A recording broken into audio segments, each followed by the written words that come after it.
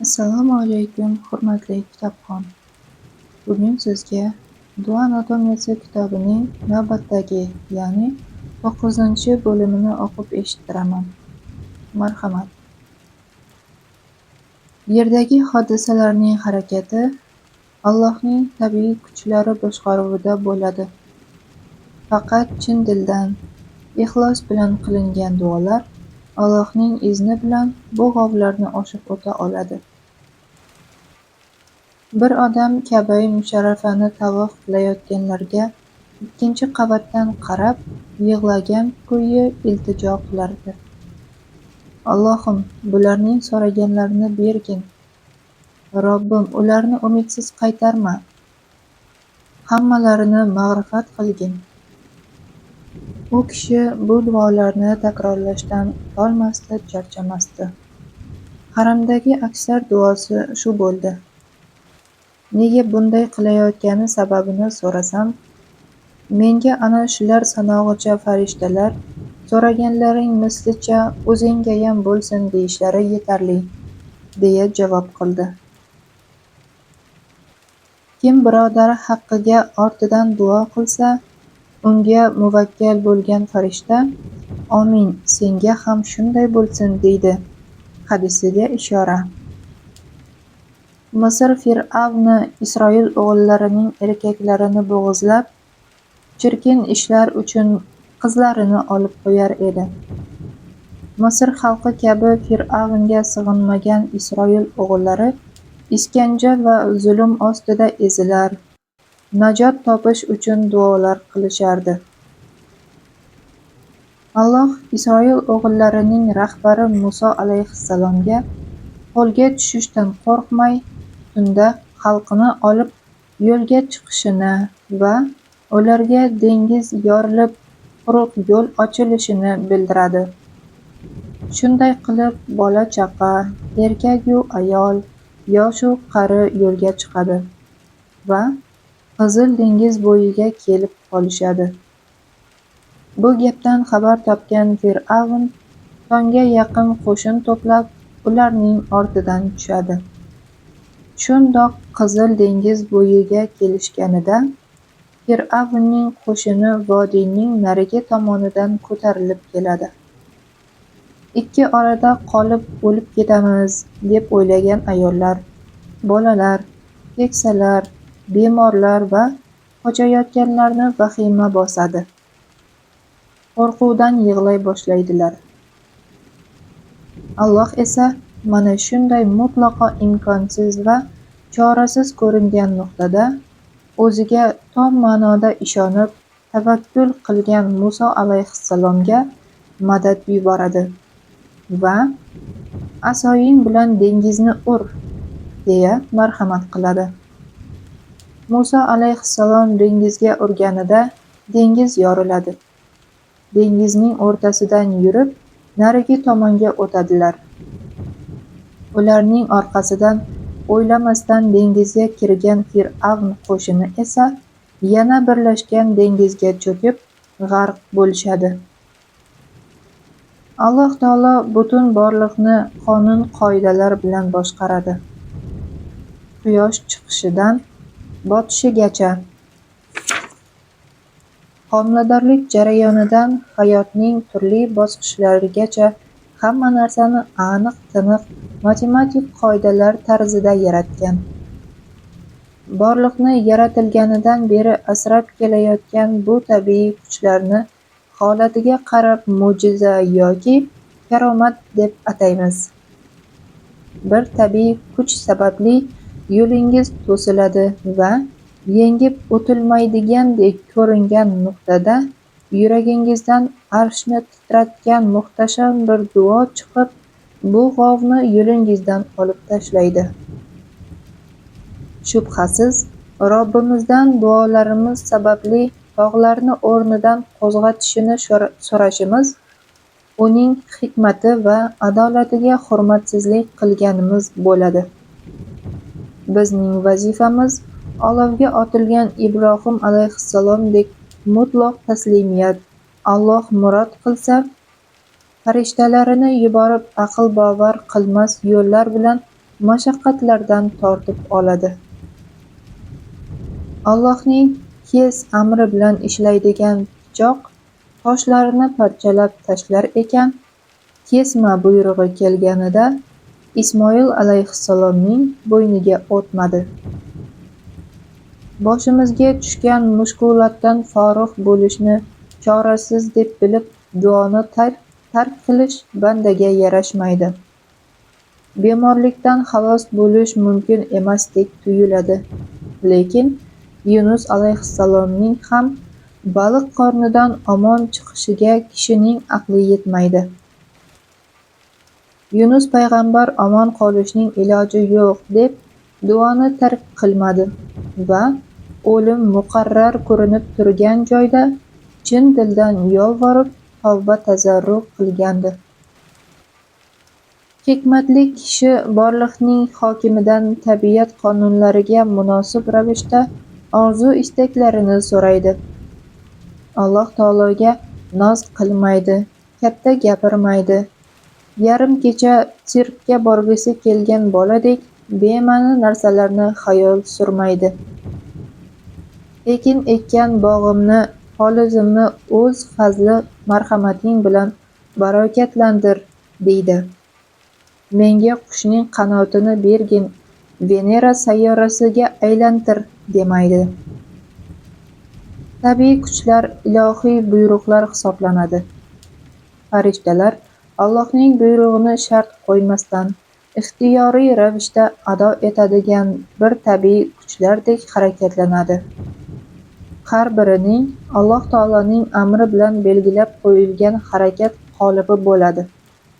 Shuning uchun ham koinot tartibli tizim holatida ishlaydi. Har bir atom, har bir sayyora tizimi mana shunday boshqariladi. Modda esa butun tizimi ilohiy qonunlar bilan belgilangan jonzotdek harakatlanadi. Moddani bafurja ko'zdan kechirmoqchi bo'lganimizda, har biri boshqalaridan alohida harakatlanadigan bo'lakchalarga duch kelamiz. Bittasining yuki ijobiy, ikkinchisi salbiy yukni ortib olgan, boshqasi esa yukdan forig'. Bir sayyorada tabiiy hayot soniyaning trilliondan biri, boshqa sayyorada hayot milliardlarcha yilga teng.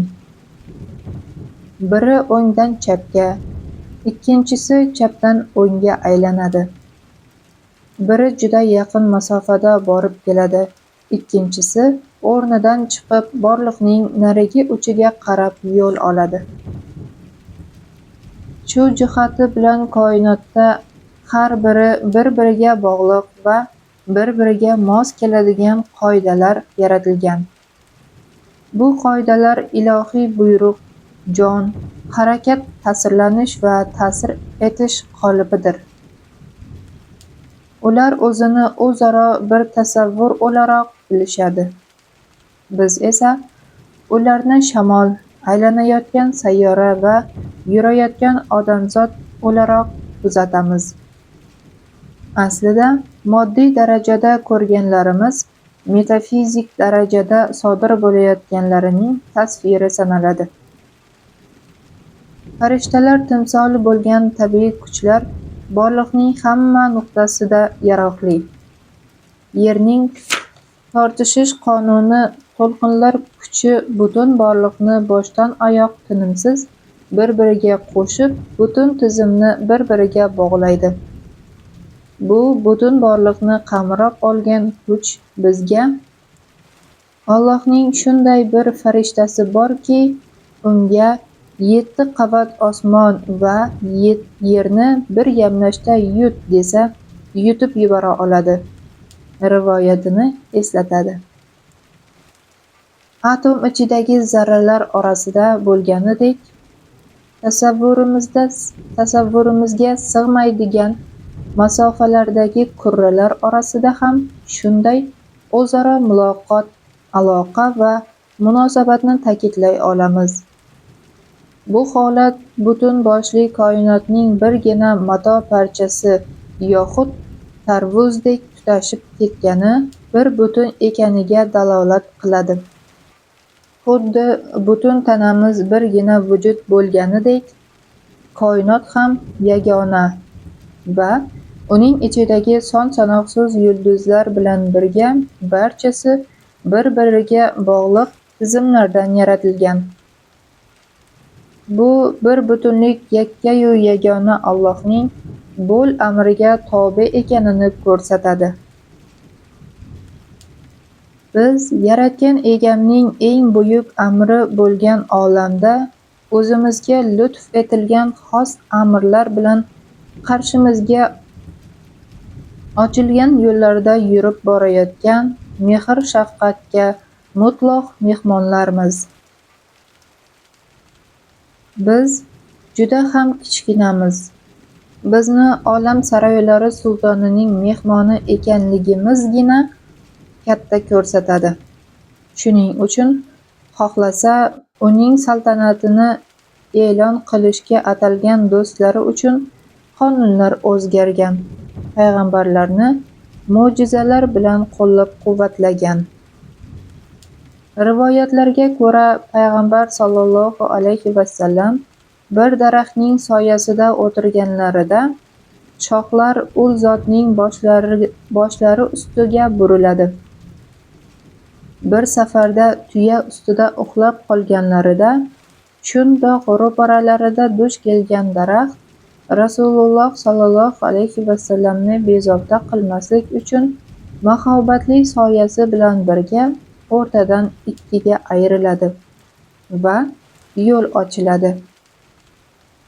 Alloh nimani qanday xohlasa shunday qiladi. Biz ojiz banda sifatida Allohdan tabiat qonunini to'xtatib, bizga mo'jiza ko'rsatishini talab qilishimiz iymonimiz taqozo etadigan odobga to'g'ri kelmaydi. Bizning bandalik vazifamiz Allohning sabablariga mos ravishda harakatlanishdir. Duolarimiz ijobat bo'lishini xohlasak, bir paytning o'zida Alloh taoloning qoidalariga rioya qilishimiz, ko'p mehnat qilishimiz kerak. Harakat haqida Robbimiz Qur'oni Karimda shunday marhamat qiladi. Forig' bo'lsang ibodatga uringin va uning oyat belgilaridan kechasi va kunduzi uxlashingiz hamda uning fazlidan talab qilishingizdir. Hayotda har bir jonzotga o'ziga yarashasi yoxud xohlagani ma'lum bir tartib va tadbir bilan taqdim etiladi. Shu jihatdan o'qish, ilm olish, binolar qurish, kasalliklardan himoyalanish kabi tabiiy kuchlarga mos butun harakatlarimiz qaysidir ma'noda orzu-istak, duo qilib so'rash tarzidir. Duo farishtalar va boshqa jonzotlar tobe bo'lgan qonunlarga ehtiromimiz ko'rinishi desak, xato qilmagan bo'lamiz. Bir yangi qurilayotgan yer osti yo'lida ishlayotgan ishchi ish qurollarini otiga ortib qa'rida yurib boradi. Biroq bir joyga borgach, ot to'satdan ortga tisariladi va ortiga qarab tashqariga chiqqunicha chopadi. Ishchi otini to'xtatish uchun ortidan yuguradi. Yer osti yo'lidan chiqib, biroz yurgach, kutilmaganda tunnel o'pirilib tushadi.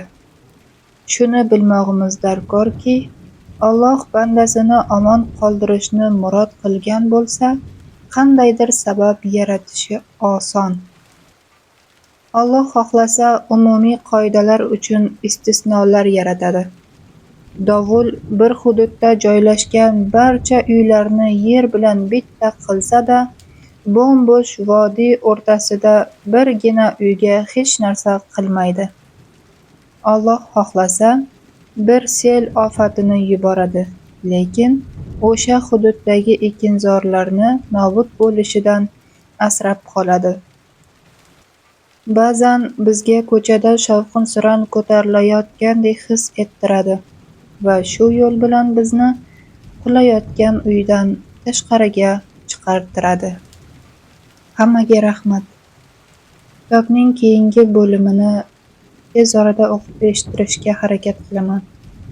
Kanalga obuna bo'lib, layk bosishni unutmang.